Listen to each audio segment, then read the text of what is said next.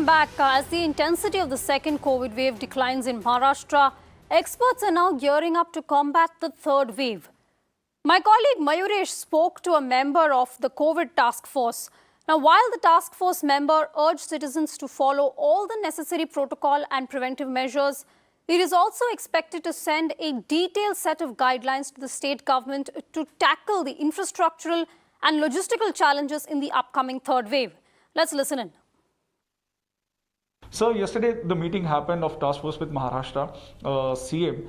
What exactly are your assumptions regarding this third wave? Because there are reports that this third wave could come within few weeks. So Mayuresh, the indication for third wave or the countdown for third wave starts as soon as we have the second wave which comes in. Okay, so it would be naive to believe that there is not going to be a third wave. Okay. We need to be understanding that third wave will be there.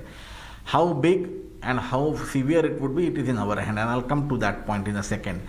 So what we are believing is that right now the mathematical models which are there, which predict that somewhere between 80 to 120 days is the cycle of a wave, and you would get a third wave somewhere around that region. Okay, so if you take an average of around 100-day cycle, that is what we are looking at. Between 100 days from the mid of July or mid of June or end of June is what we are looking at the third wave in terms of mathematical models. Okay. But we have to also look at what is the real life scenario in the world.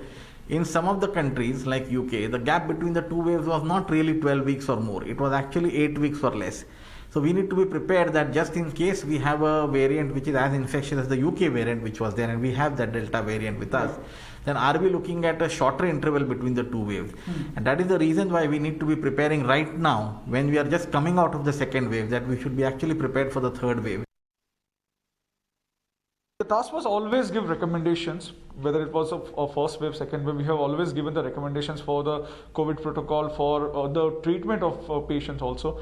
What exactly are the recommendations for considering the third wave, since you had a very long meeting yesterday with Maharashtra CM?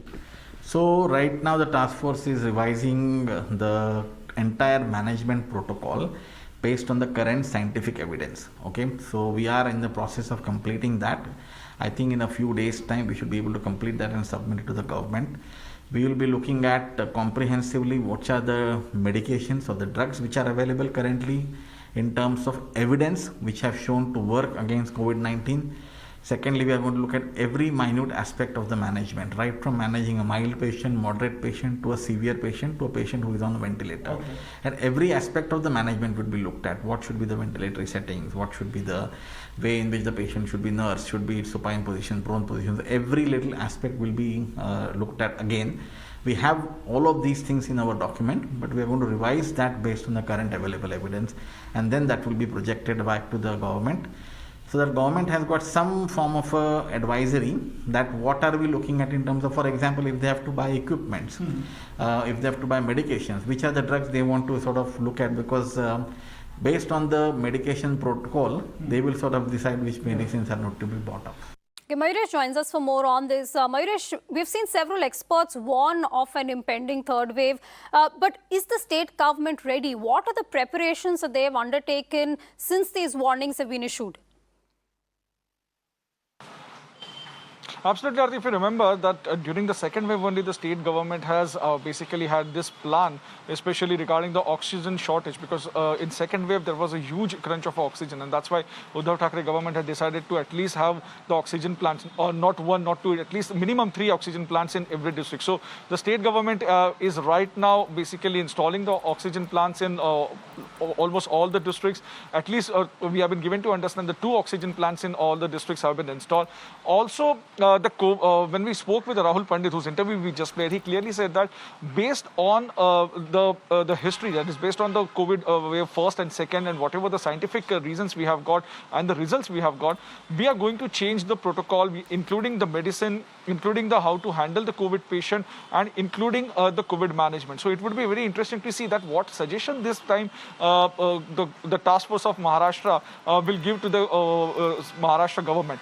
Also, as you ask about the preparation, yes, the state government is saying that they are prepared, or their preparation is regarding other things, which includes purchasing the equipments for the COVID as well as the medicine is going on, and they are ramping up the medical infrastructure, which we saw in the second wave also, the way Maharashtra government had done.